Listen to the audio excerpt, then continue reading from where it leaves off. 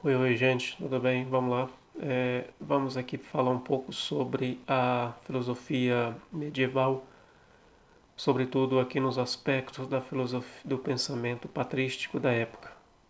É mais uma aula e nós vamos aprofundar um pouco sobre aquilo que pensou Agostinho, que foi um dos pensadores principais da patrística, do período da patrística e da escolástica. Então nós vamos mostrar para vocês aqui uma teoria interessante sobre a questão que é a teoria da iluminação divina, que é uma das temáticas trazidas por esse pensador, por esse autor cristão, filósofo, teólogo aí do período medieval. Agostinho, Teoria da Iluminação Divina, aula 3 sobre a filosofia medieval. Então nós temos aí a imagem, essa imagem que indica quem é a figura, né, do Agostinho. É um bispo católico, um bispo, um homem que nasceu no norte da África e ao longo da sua vida teve um período muito mundano, né? Muito voltado para a vida material, para as coisas mundanas. Só que ao longo do processo ele se converte ao catolicismo, sai do norte da África e vai para a Europa. E lá, com o tempo, ele se torna bispo da Igreja Católica. Por isso que ele está aí com um livro, está com um báculo, está com a mitra aí na cabeça, né, que são símbolos religiosos daqueles homens que se tornaram membros, né, padres da Igreja.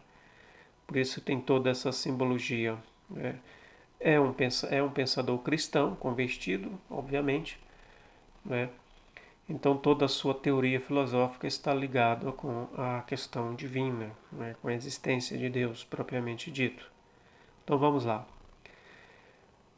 Viver segundo a carne ou segundo o espírito? Aí começa com esse questionamento e aí já diz muito bem, né, qual é o tipo de pensamento agostiniano.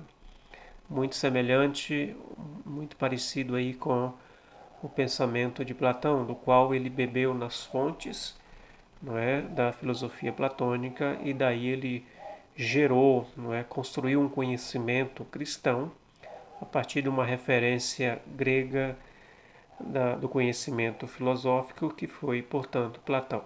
Então, na concepção de Agostinho, o ser humano foi feito à imagem e semelhança do divino. Isto é, o homem, ele é a imagem de Deus.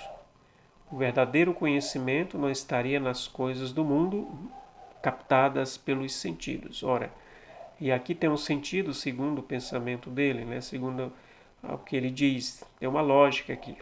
Ora, se o homem foi feito por Deus, é claro que o conhecimento que o homem tem, que o homem pode ter, conhecimento verdadeiro não é das coisas materiais, porque o homem não nasceu da realidade mundana, do mundo material. Se ele nasceu de Deus, é claro que o conhecimento também tem que ser proveniente de Deus. Então essas coisas sofreriam mudanças e corrupção, e portanto delas não haveria conhecimento seguro e verdadeiro. Aqui, de quem está falando esse pedaço aqui do parágrafo? Falando o seguinte, o conhecimento ele tem que vir do alto, né? Tem que vir de Deus. Por quê? Porque se o conhecimento vem das coisas materiais, esse conhecimento ele não é verdadeiro.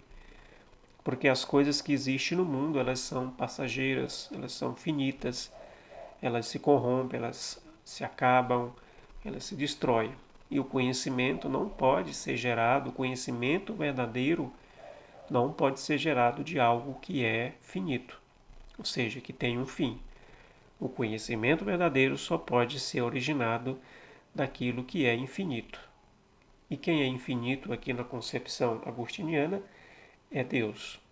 Então, segundo ele, se poderia confiar no conhecimento das coisas necessárias, eternas e imutáveis, advindas de Parmênides, Platão e Aristóteles, que já defendiam um tipo de conhecimento imutável, verdadeiro, vindo de realidades que não se corrompem, ou seja, que não se acabam.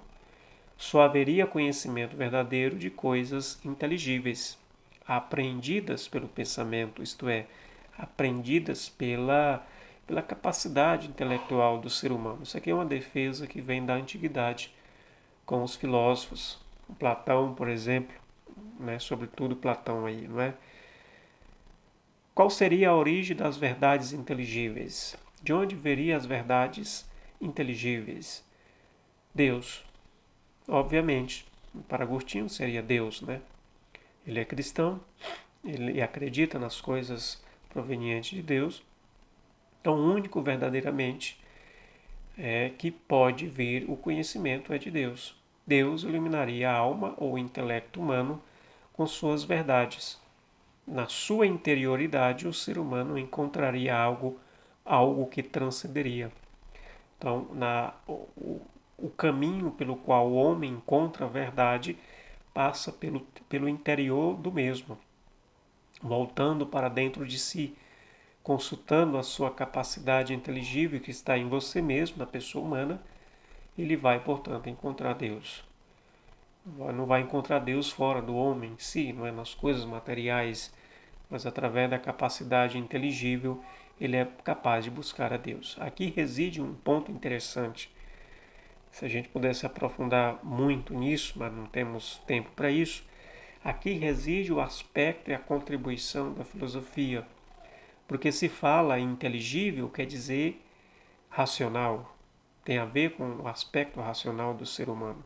Aqui reside uma participação da filosofia, ela como sendo genuinamente racional.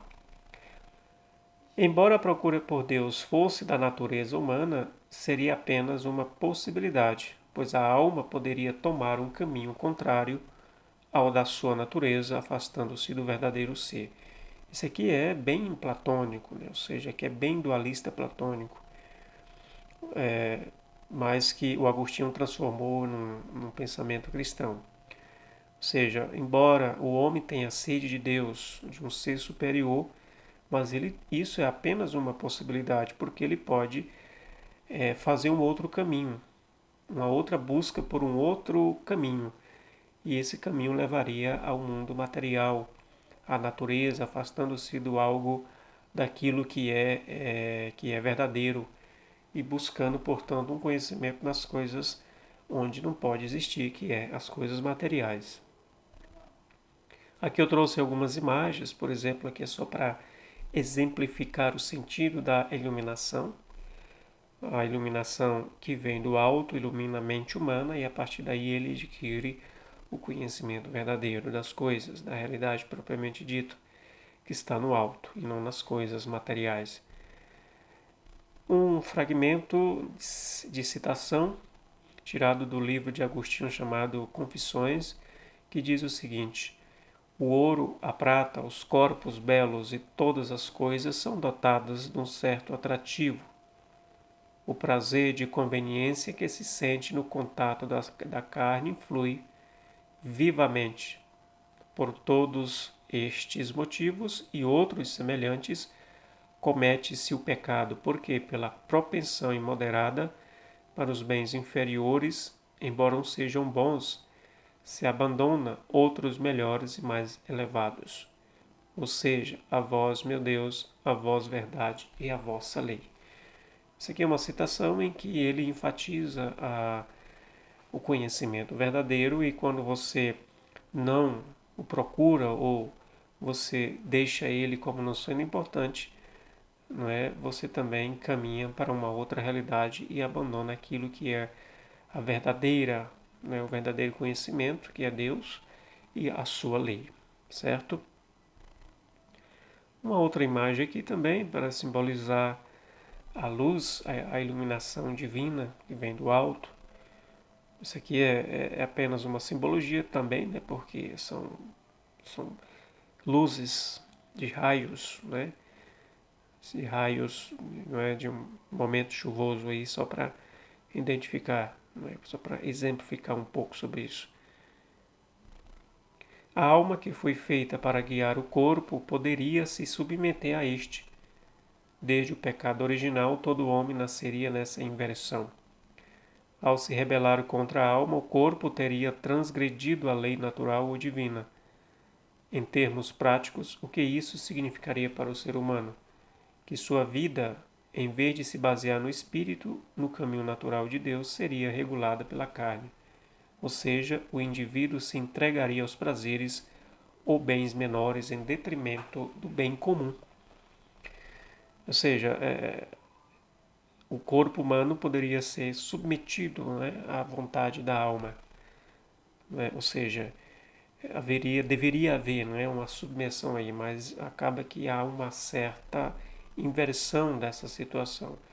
As vontades carnais se rebelam contra a vontade verdadeira, pura, que é da alma, acontecendo, por exemplo, essa tensão, essa inconstância. Isso aqui é muito interessante porque parece que a realidade é isso mesmo, né? Às vezes você quer fazer o bem, mas não consegue. Você tem vontade de mudar de vida, mas não consegue.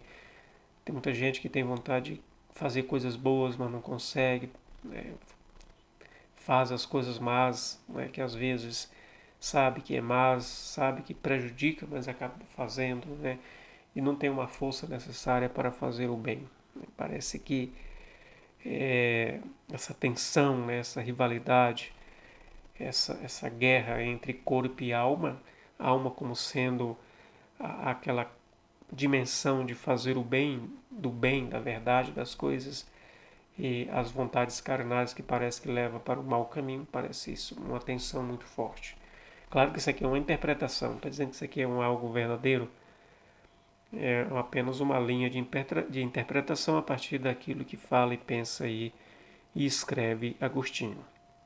Claro que é proveniente não dele, isso não é propriamente dele, mas isso já vinha sendo discutido com Platão, que foi o originador, e passando através da história do conhecimento, pelo neoplatonismo e outros. O Logos. O que é o Logos? O Logos se fez carne, né? É uma expressão até bíblica. Agostinho declarou que a corrente platônica teria afirmado corretamente a imaterialidade, a eternidade, a imutabilidade de Deus. Teria se aproximado da verdade, mas não teria chegado até ela, pois desconheceria a senda que levaria à elevação da alma. E qual seria, portanto, a senda, né? Ou seja, aqui ele faz uma ligeira crítica ao pensamento grego platônico, caminhou pelo caminho da verdade, mas na verdade, uma redundância aqui que eu falo, caminhou pelo caminho da verdade, no entanto, ele não alcançou essa verdade porque não reconheceu a verdadeira senda. E quem é a verdadeira senda? Segundo Agostinho, a verdadeira senda é o Jesus Cristo, o Filho de Deus. A verdade verdadeira, que é Filho de Deus. Se ele é Filho de Deus, logo ele é a verdade. Ele é a verdade verdadeira. E ele viveu entre os humanos. E isso não foi ensinado pelos platônicos. Os platônicos não reconheceram essa verdade como sendo o Jesus Cristo, certo? E aí é uma crítica feita ao pensamento, à tradição do conhecimento platônico grego, sobretudo, certo? Ou seja, tem um fundo de verdade nesse conhecimento, mas no entanto não é totalmente verdade, porque quando a verdade de fato se fez presente, eles não reconheceram. Que poderia ser uma crítica feita não só aos gregos, mas também toda. A gente poderia levar isso aqui para a tradição judaica também, enfim, dar uma abrangência maior nesse tipo de conhecimento. Mas não vem o caso agora no momento. Então é isso. Isso é o que trata, portanto, a questão da teoria da iluminação. A teoria da iluminação consiste em que, propriamente dito, a mente humana é iluminada por Deus. Se é iluminada por Deus, e o ser humano pode sim ter a possibilidade do conhecimento da verdade. Que tipo de verdade? Uma verdade material, finita, mutável? Não, uma verdade imutável, ou seja, uma verdade puramente verdadeira, porque vem de Deus, né? Vem de Deus, se vem de Deus, ela é de fato pura e não há corrupção nesse tipo de verdade. Então, o ser humano, ser humano, na segunda teoria da iluminação, ele pode sim conhecer a verdade. E a verdade está em Deus, e a verdade se faz em Deus, basta que você deixe se iluminar, que é aí, portanto, o que resume a teoria da iluminação divina. Então tá aí, teoria da iluminação divina, segundo a ótica de Agostinho, esse pensador, o principal pensador da filosofia patrística, falando um pouco aí sobre o que é a teoria da iluminação e a sua concepção e a sua importância para o conceito de verdade, segundo a teoria do conhecimento aí do período medieval. Então, esperamos que vocês tenham aí a devida compreensão, sobretudo para o